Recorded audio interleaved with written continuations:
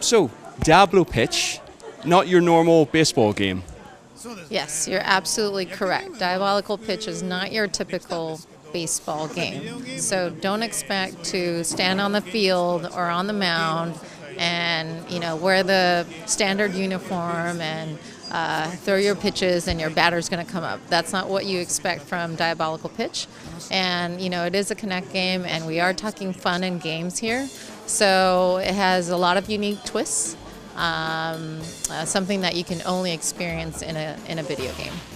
I'd like to ask, what actually came first? Was it Connect? Was it the idea for a crazy demon-filled pitching game? So to be honest, they actually sort of popped up around the same time. It was a match made in heaven for us because Grasshopper Manufacture, this is our first Connect game, but even though it is Connect, if we sort of go the ordinary orthodox sort of direct, in-your-face sort of idea, it probably wouldn't bring out that flavor of Grasshopper Manufacture. So when we looked at the Connect and we looked at some maybe other sporting events and what we can do to make it fun and exciting and so unique that it's kind of out of this world and quirky and crazy, that's when the two came together and the ideas were just perfect. You sort of mentioned sporting events. I can imagine the trial and error during development must have been very interesting. The fact that you must have went through NFL, you must have went through NBA, you must have tried every single motion to see what would have worked for this game. Was that very much what happened? So as a first-time Connect project, obviously, yes, there were a lot of trial and errors, and we're hoping that all the other developers experience the same thing, and it's not just us. And I think the key to making sure this motion fits well and that you still enjoy the game was that we make the motion easy to understand and do, obviously, but not to keep the pace really well so that you don't get tired or you don't get bored or you don't feel like it's just repetitive motion. So there were definitely a lot of other motions that were eventually not included, obviously cut from the game. But I think initially, because we were pretty ambitious and had these various types of crazy motions that we thought we could implement, that list sort of slimmed down, and now we came to a very good sort of focused list of moves that is interesting enough and it keeps the game going, but you don't get tired and you don't get bored of the game itself. That's interesting. No, you talk about the pace, and Connect obviously does flash up text every 10 minutes or so about time to relax, sit down, don't stress yourself out. Considering that, did that mean you had to divide, stretch, or change the pace of the game to fit in with those 10-minute, 15-minute sequences where people expect or are suggested to sit down and have a rest? I think I can honestly say that the total amount of hours that we actually spent developing this game, the majority of hours was probably spent on finding the right moves, first of all. But as you said, the Connect does flash messages, take a rest, take a break. And so this large flow of events that we had originally planned, we had to sort of look at it in chunks and sections.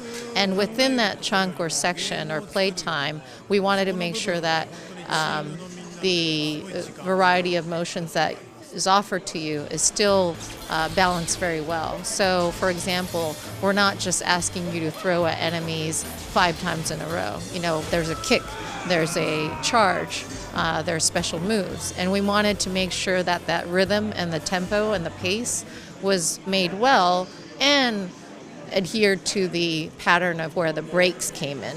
So rather than planning and implementing all these things, we probably spent more than enough time on basically testing, how this rhythm and the pacing works, and hopefully this works in our favor. I'd just like to sort of talk about the visual style of it, because it comes across with the leaderboards and the scoreboards, comes across almost like slot machine in a way. And you could imagine 5-10 years ago this would appear in an arcade as one of those really sort of like motion capture games. Is that the sort of philosophy you had behind it, to give that sort of coin-op arcade feel?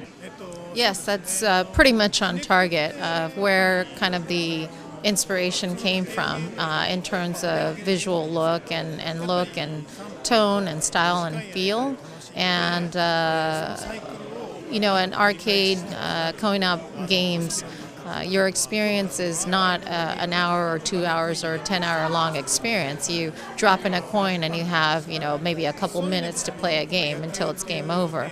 And so that little sort of bite-sized gameplay is perfectly fit and sort of connected with the Connect gameplay experience. So we thought that worked well. And then in terms of actually taking inspiration from, let's say, slot machines, or actually using motifs from slot machines and sort of amusement parks and carnival-like environments, we also thought that would bring back some memories from the past, and that you would feel as if you're in an amusement park or visiting a carnival that just came into town. So that's the sense that we wanted to communicate.